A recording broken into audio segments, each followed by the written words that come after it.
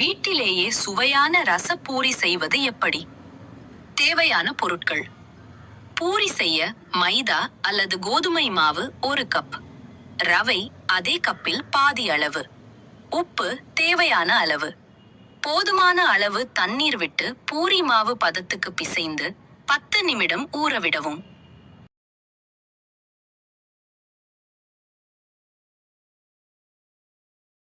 அடுத்தது பூரி மசாலா செய்வதற்கு: வேக வைத்து மசித்த உருளைக்கிழங்கு, பொடியாக நறுக்கிய பெரிய வெங்காயம் 2, பச்சை மிளகாய் 2, கொத்தமல்லி இலை சிறிதளவு, இஞ்சி பூண்டு 1 டீஸ்பூன், கறிவேப்பிலை சிறிதளவு, மிளகாய் பொடி, கரம் மசாலா, மிளகுத்தூள் இவை மூன்றும் 1 தேக்கரண்டி, உப்பு தேவையான அளவு.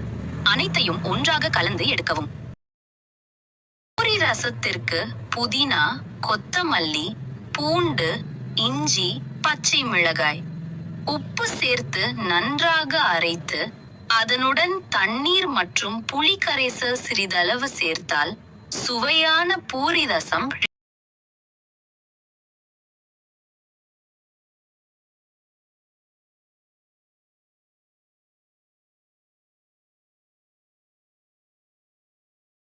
இப்போது பிசைந்து வைத்த மாவை திரட்டி சிறிய வட்ட வடிவில் தயாரித்து எண்ணெயில் பொரித்து எடுத்தால் பூரி ரெடி. ஃபைனலா பூரில மசாலாவை வைத்து அதுக்குள்ள ரசத்தை ஊத்தி சாப்பிடுங்க.